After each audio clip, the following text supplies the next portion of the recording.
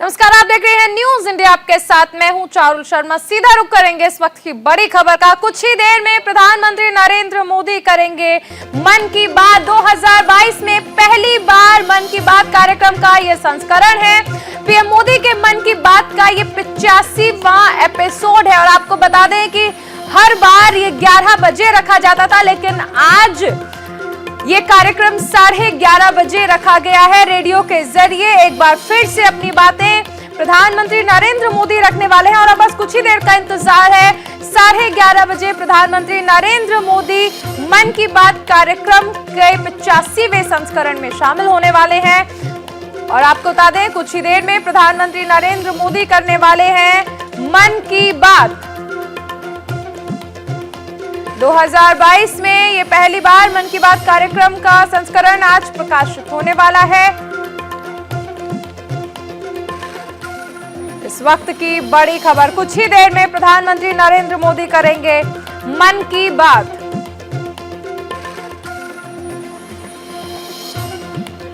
Radio के जरिए सभी से रूबरू। मेरे प्यारे देशवासियों, नमस्कार। आज मन की बात के एक और एपिसोड के जरिए हम एक साथ जुड़ रहे हैं। ये 2022 की पहली मन की बात है। आज हम फिर ऐसी चर्चाओं को आगे बढ़ाएंगे जो हमारे देश और देशवासियों की सकारात्मक प्रेरणाओं और सामूहिक प्रयासों से जुड़ी होती हैं। आज हमारे पूज्य बापू महात्मा गांधी जी की पुण्यतिथि भी है।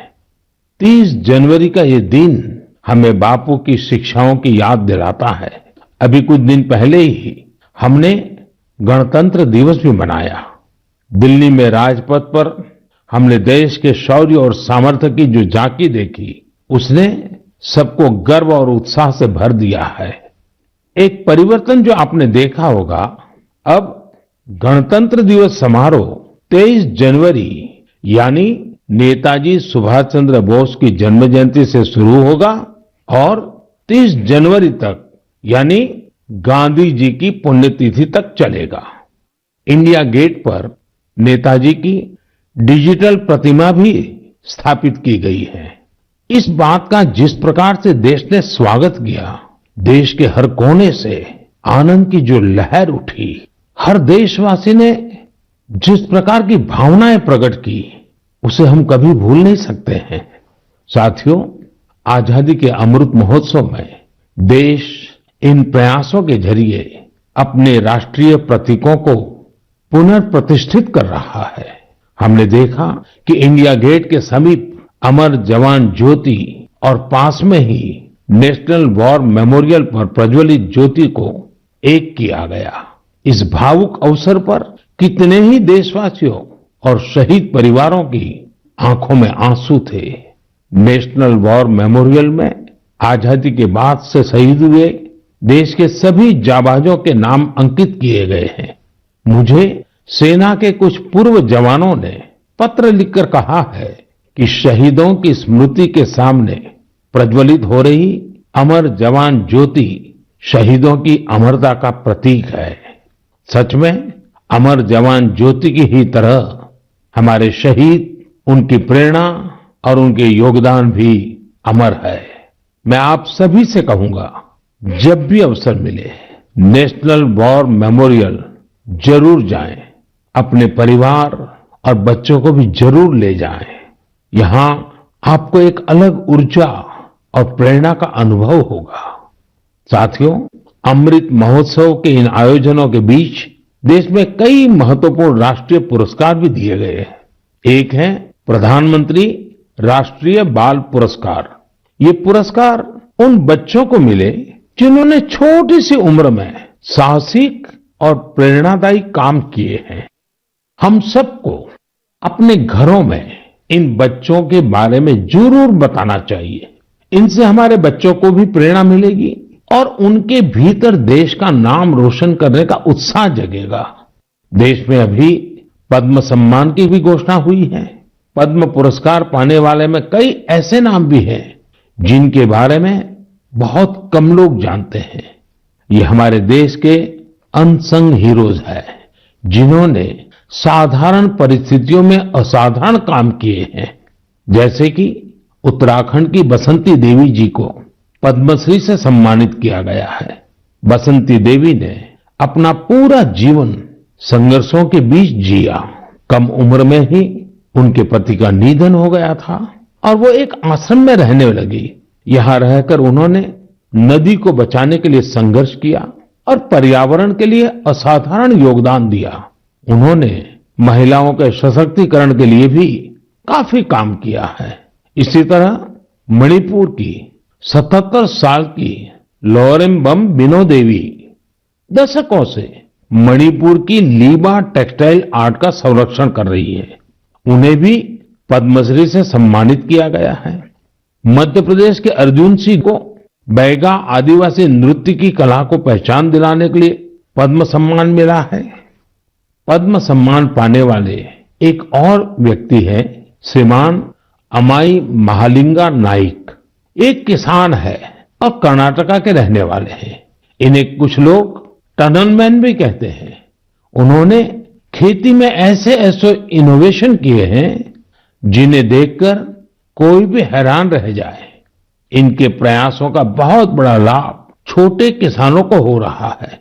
ऐसे और भी कई अनसंग हीरोज हैं जिन्हें देश ने उनके योगदान के लिए सम्मानित किया है। आप जरूर इनके बारे में जानने की कोशिश करिए। इनसे हमें जीवन में बहुत कुछ सीखने को मिलेगा। मेरे प्यारे देशवासियों, अमृत महोत्सव पर आप सब साथी मुझे ढेरों पत्र और मैसेज भेजते हैं, कई सुझाव भी देते हैं। इसी श्रृंखला में कुछ ऐसा हुआ है जो मेरे लिए अविस्मरणीय है। मुझे 1 करोड़ से ज्यादा बच्चों ने अपने मन की बात पोस्टकार्ड के जरिए लिखकर भेजी है। ये 1 करोड़ पोस्टकार्ड देश के अलग अलग हिस्सों से आए हैं, विदेश से भी आए हैं। समय निकालकर इनमें से काफी पोस्टकार्ड को मैंने पढ़ने का प्रयास किया है। इन पोस्टकार्ड्स में इस बात के दर्शन होते हैं कि देश के भविष्य के लिए हमारी नई पीढ़ी की सोच कितनी व्यापक और कितनी बड़ी है। मैंने मन की बात के श्रोताओं के लिए कुछ पोस्टकार्ड छांटे हैं जिन्हें मैं आपसे शेयर करना चाहता हूं। जैसे यह एक असम के गुवाहाटी से रिद्धिमा स्वर्गियारी का पोस्टकार्ड है। रिद्धिमा क्लास 7th की स्टूडेंट है और उन्होंने लिखा है कि वो आजादी के 100वें साल में एक ऐसा भारत देखना चाहती हैं जो दुनिया का सबसे स्वच्छ देश हो, आतंकवाद से पूरी तरह से मुक्त हो, 100% साक्षर देशों में शामिल हो, जीरो एक्सीडेंट कंट्री हो और सस्टेनेबल तकनीक से फूड सिक्योरिटी में सक्षम हो।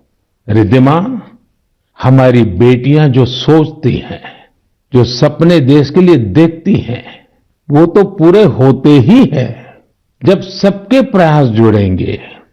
आपकी युवा पीढ़ी इसे लक्ष्य बनाकर काम करेगी तो आप भारत को जैसा बनाना चाहती हैं वैसे जरूर होगा। एक पोस्टकार्ड मुझे उत्तर प्रदेश के प्रयागराज की नव्या वर्मा का भी मिला है।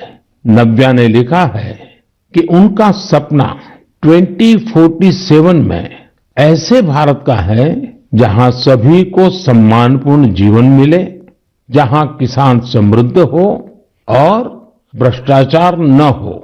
नव्या, देश के लिए आपका सपना बहुत सराहनीय है। इस दिशा में देश तेजी से आगे भी बढ़ रहा है। आपने भ्रष्टाचार मुक्त भारत की बात की। भ्रष्टाचार तो दीमक की तरह देश को खोखला करता है। उससे मुक्ति के लिए 2047 का इंतजार क्यों? ये काम हम सभी देशवासियों को, आज की युवा पीढ़ी को मिलकर करना है, जल्द से जल्द करना है।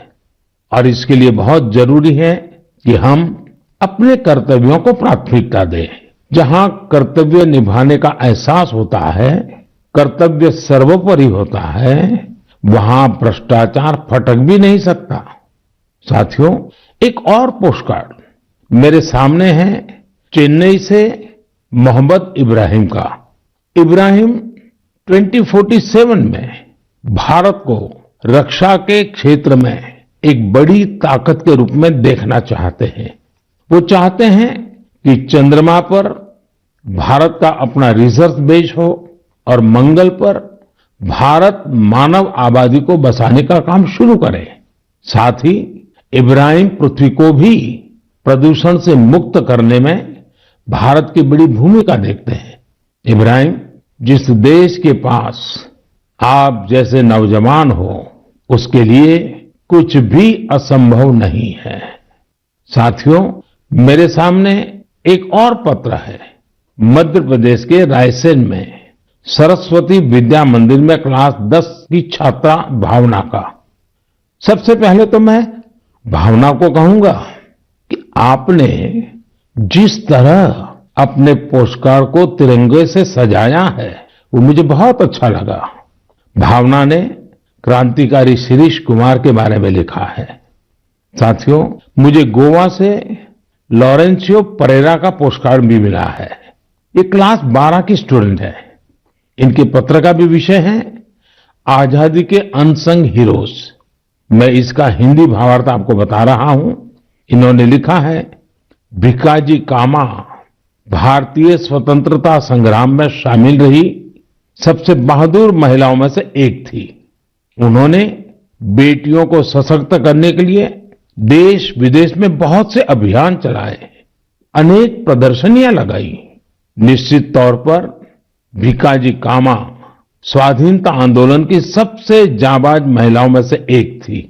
1907 में उन्होंने जर्मनी में तिरंगा फहराया था।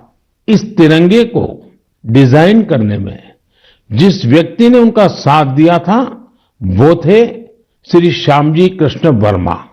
श्री श्यामजी कृष्ण वर्मा जी का निधन 1930 में जेनेवा में हुआ था। उनकी अंतिम इच्छा थी कि भारत की आजादी के बाद उनकी अस्थियां भारत लाई जाए। वैसे तो 1947 में आजादी के दूसरे ही दिन उनकी अस्थियां भारत वापस लानी चाहिए थी, लेकिन ये काम नहीं हुआ। शायद परमात्मा की इच्छा होगी ये काम मैं करूं, और इस काम का सौभाग्य भी मुझे ही मिला। जब मैं गुजरात का मुख्यमंत्री था तो वर्ष 2003 में उनकी अस्थियां भारत लाई गई थी। श्यामजी कृष्ण वर्मा जी की स्मृति में उनके जन्म स्थान कच्छ के मांडवी में एक स्मारक का निर्माण भी हुआ है। साथियों, भारत की आजादी के अमृत महोत्सव का उत्साह केवल हमारे देश में ही नहीं है। मुझे भारत के मित्र देश क्रोएशिया से भी 75 पोस्टकार्ड मिले हैं। क्रोएशिया के जाग्रेब में school of applied arts and design के स्टूडेंट्स, उन्होंने ये 75 कार्ड्स भारत के लोगों के लिए भेजे हैं और अमृत महोत्सव की बधाई दी है। मैं आप सभी देशवासियों की तरफ से क्रोएशिया और वहां के लोगों को धन्यवाद देता हूं। मेरे प्यारे देशवासियों, भारत शिक्षा और ज्ञान की तपोभूमि रहा है। हमने शिक्षा को किताबी ज्ञान तक ही सीमित नहीं रखा, बल्कि इसे जीवन के एक समग्र अनुभव के तौर पर देखा है। हमारे देश की महान विभूतियों का भी शिक्षा से गहरा नाता रहा है। पंडित मदन मोहन मालवीय जी ने जहां बनारस हिंदू विश्वविद्यालय की स्थापना की, वहीं महात्मा गांधी ने गुजरात विद्यापीठ के निर्माण में अहम भूमिका निभाई। गुजरात के आणंद में एक बहुत ही प्यारी जगह है, वल्लभ विद्यानगर। सरदार पटेल के आग्रह पर उनके 2 सहयोगियों भाई काका और भीखाभाई ने वहां युवाओं के लिए शिक्षा केंद्रों की स्थापना की। इसी तरह पश्चिम बंगाल में गुरुदेव रविंद्रनाथ टैगोर ने शांति निकेतन की स्थापना की। महाराजा गायकवाड़ भी शिक्षा के प्रबल समर्थकों में से एक थे। उन्होंने कई शिक्षण संस्थानों का निर्माण करवाया और डॉक्टर आम्बेडकर और श्री अरविंदो समेत अनेक विभूतियों को उच्च शिक्षा के लिए प्रेरित किया। ऐसे ही महानुभावों की सूची में एक नाम राजा महेंद्र प्रताप सिंह जी का भी है। राजा महेंद्र प्रताप सिंह जी ने एक टेक्निकल स्कूल की स्थापना के लिए अपना घर ही सौंप दिया था। उन्होंने अलीगढ़ और मथुरा में शिक्षा केंद्रों के निर्माण के लिए खूब आर्थिक मदद की। कुछ समय पहले मुझे अलीगढ़ में उनके नाम पर एक यूनिवर्सिटी की आधारशिला रखने का भी सौभाग्य प्राप्त हुआ।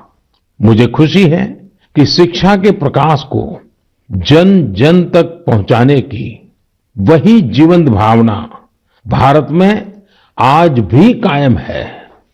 क्या आप जानते हैं कि इस भावना की सबसे सुंदर बात क्या है? वो ये है कि शिक्षा को लेकर ये जागरूकता समाज में हर स्तर पर दिख रही है। तमिलनाडु के त्रिपुर जिले के उदुमलपेट ब्लॉक में रहने वाली तायम्मल जी का उदाहरण तो बहुत ही प्रेरणादायी है। तायम्मल जी के पास अपनी कोई जमीन नहीं है। बरसों से इनका परिवार नारियल पानी बेचकर अपना गुजर बसर कर रहा है। आर्थिक स्थिति भले अच्छी ना हो, लेकिन तायम्मल जी ने अपने बेटे बेटी को पढ़ाने में कोई कसर बाकी नहीं छोड़ी थी। उनके बच्चे Chinnaveerampatti panchayat union middle school में पढ़ते थे।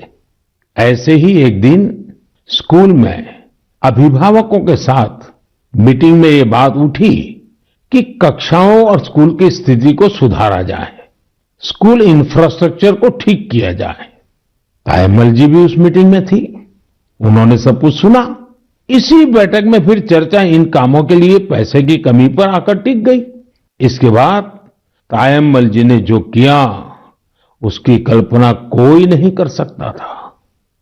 जिन तायम्मल जी ने नारियल पानी बेच बेचकर कुछ पूंजी जमा की थी, उन्होंने 1,00,000 रुपये स्कूल के लिए दान कर दिए। वाकई ऐसा करने के लिए बहुत बड़ा दिल चाहिए, सेवा भाव चाहिए। तायम्मल जी का कहना है, अभी जो स्कूल है उसमें 8वीं कक्षा तक की पढ़ाई होती है। अब जब स्कूल का इंफ्रास्ट्रक्चर सुधर जाएगा तो यहां हायर सेकेंडरी तक की पढ़ाई होने लगेगी। हमारे देश में शिक्षा को लेकर यह वही भावना है जिसकी मैं चर्चा कर रहा था। मुझे आईआईटी बीएचयू के एक एल्यूमिनस के इस तरह के दान के बारे में भी पता चला है। बीएचयू के पूर्व छात्र जय चौधरी जी ने आईआईटी बीएचयू फाउंडेशन को $1 मिलियन यानी करीब करीब 7.5 करोड़ रुपया डोनेट किए। साथियों, हमारे देश में अलग अलग क्षेत्रों से जुड़े बहुत सारे लोग हैं जो दूसरों की मदद कर समाज के प्रति अपनी जिम्मेदारी का निर्वाह कर रहे हैं। मुझे बेहद खुशी है कि इस तरह के प्रयास उच्च शिक्षा के क्षेत्र में, खासकर हमारी अलग अलग आईआईटीज में निरंतर देखने को मिल रहे हैं।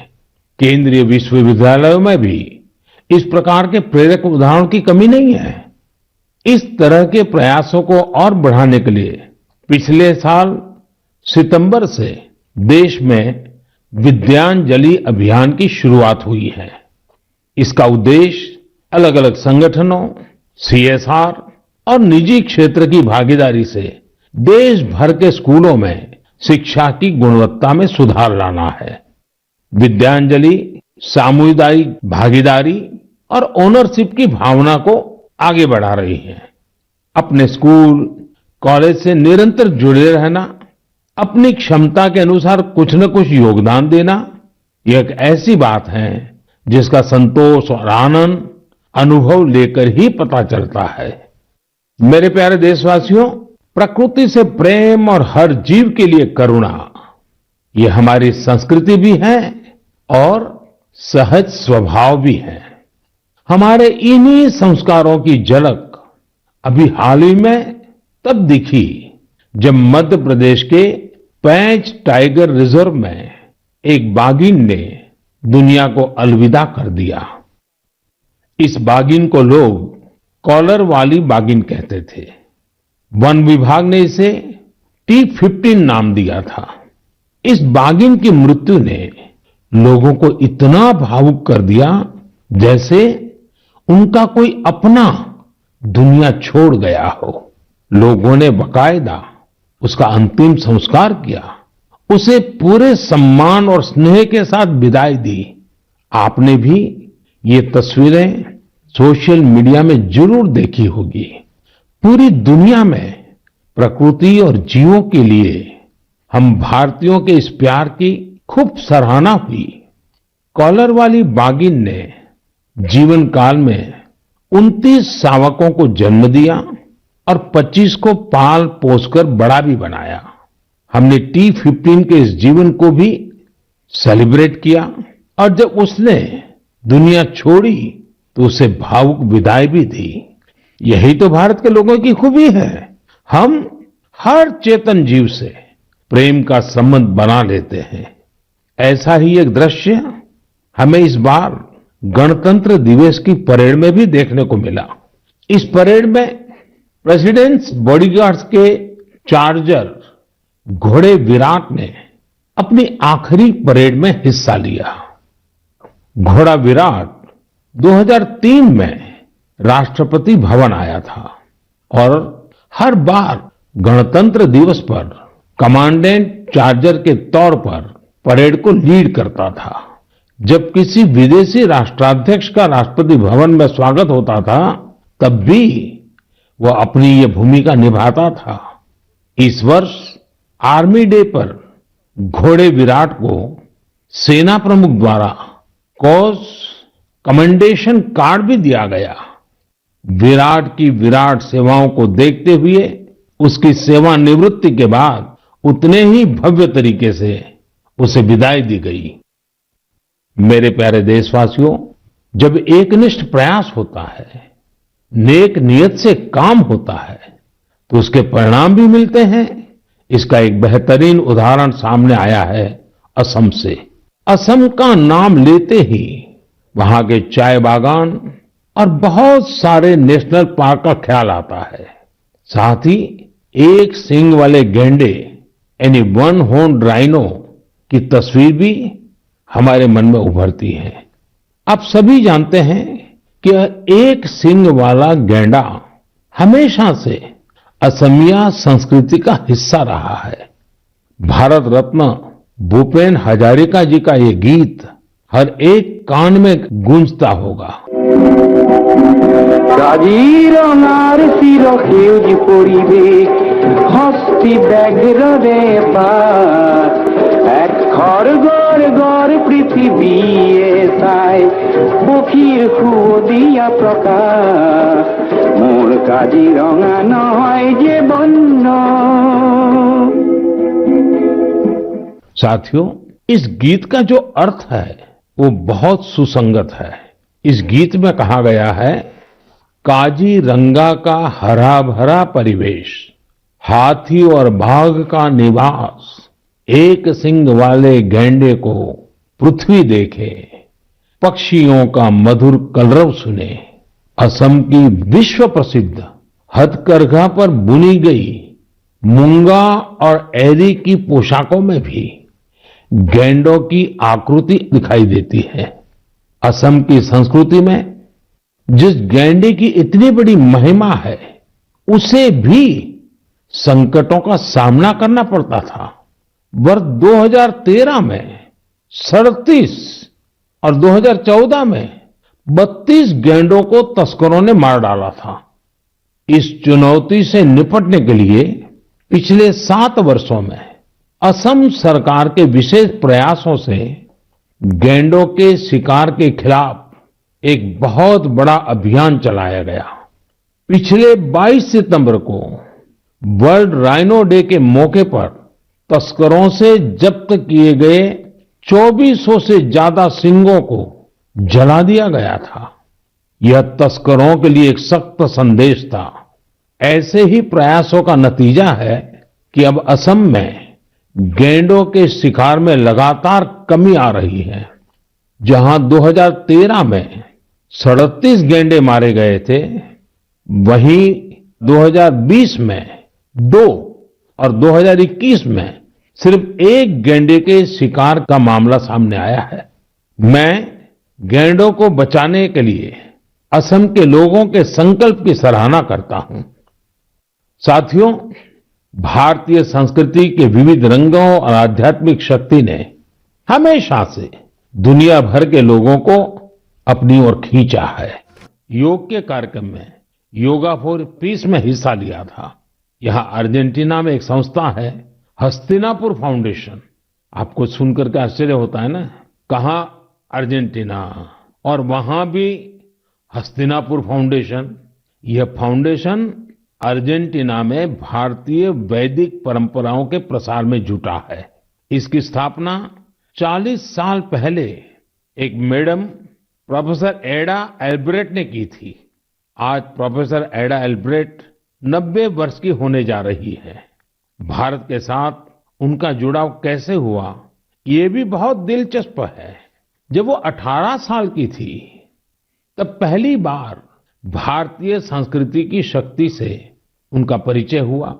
उन्होंने भारत में काफी समय भी बिताया, भगवत गीता और उपनिषदों के बारे में गहराई से जाना। आज हस्तिनापुर फाउंडेशन के 40,000 से अधिक सदस्य हैं और अर्जेंटीना एवं अन्य लैटिन अमेरिकी देशों में इसकी करीब 30 शाखाएं हैं। हस्तिनापुर फाउंडेशन ने स्पेनिश भाषा में 100 से अधिक वैदिक और दार्शनिक ग्रंथ भी प्रकाशित किए हैं। इनका आश्रम भी बहुत मनमोहक है। आश्रम में 12 मंदिरों का निर्माण कराया गया है, जिनमें अनेक देवी देवताओं की मूर्तियां हैं। इन सब के केंद्र में एक ऐसा मंदिर भी है जो अद्वैतवादी ध्यान के लिए बनाया गया है। तो प्रधानमंत्री नरेंद्र मोदी मन की बात कर सीधे चलते उनके कार्यक्रम में। वर्ल्ड स्टेडियम में 8 लेन वाला एक सिंथेटिक ट्रैक भी होगा।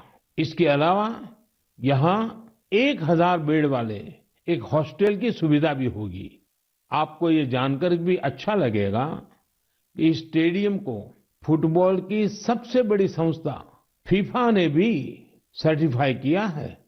जब भी स्पोर्ट्स का ऐसा कोई बड़ा इंफ्रास्ट्रक्चर तैयार होता है, तो यह देश के युवाओं के लिए बेहतरीन अवसर लेकर आता है। साथ साथ जहां ये व्यवस्था होती है, वहां भी देश भर के लोगों का आना जाना होता है, टूरिज्म को बढ़ावा मिलता है और रोजगार के अनेक अवसर पैदा होते हैं। इस स्टेडियम का भी लाभ लद्दाख के हमारे अनेकों युवाओं को होगा। मेरे प्यारे देशवासियों, मन की बात में इस बार भी हमने अनेक विषयों पर बात की। एक विषय और है जो इस समय सबके मन में है, और वो है कोरोना का। कोरोना की नई वेव से भारत बहुत सफलता के साथ लड़ रहा है। ये भी गर्व की बात है कि अब तक करीब करीब 4.5 करोड़ बच्चों ने कोरोना वैक्सीन की डोज ले ली है। इसका मतलब यह हुआ कि 15 से 18 साल की आयु वर्ग के लगभग 60% यूथ ने 3 से 4 हफ्ते में ही टीके लगवा लिए हैं। इससे न केवल हमारे युवाओं की रक्षा होगी, बल्कि उन्हें पढ़ाई जारी रखने में भी मदद मिलेगी। एक और अच्छी बात ये भी है कि 20 दिन के भीतर ही 1 करोड़ लोगों ने प्रिकॉशन डोज भी ले ली है।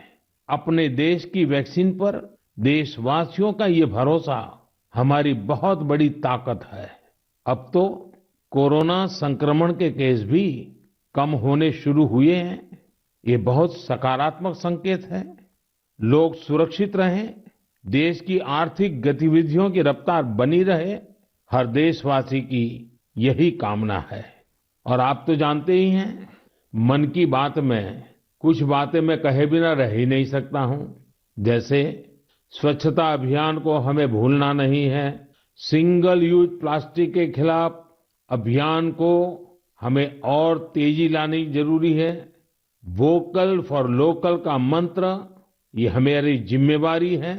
हमें आत्मनिर्भर भारत अभियान के लिए जी जान से जुटे रहना है। हम सबके प्रयास से ही देश विकास की नई ऊंचाइयों पर पहुंचेगा। इसी कामना के साथ मैं आपसे विदा लेता हूं। बहुत बहुत धन्यवाद। तो प्रधानमंत्री नरेंद्र मोदी ने मन की बात की और उसमें उन्होंने बापू को नमन किया। इसके साथ साथ उन्होंने कहा कि अभी अमर जवान ज्योति का वॉर मेमोरियल में उस लौ में विलय कर दिया गया है। एक बार आप भी वहां पे जाएं और जरूर वॉर मेमोरियल पर जाएं और शहीदों को नमन करें। और इंडिया गेट पर हमने यहाँ पर नेताजी की एक डिजिटल प्रतिमा को भी स्थापित किया है लोगों की मांग को देखते हुए।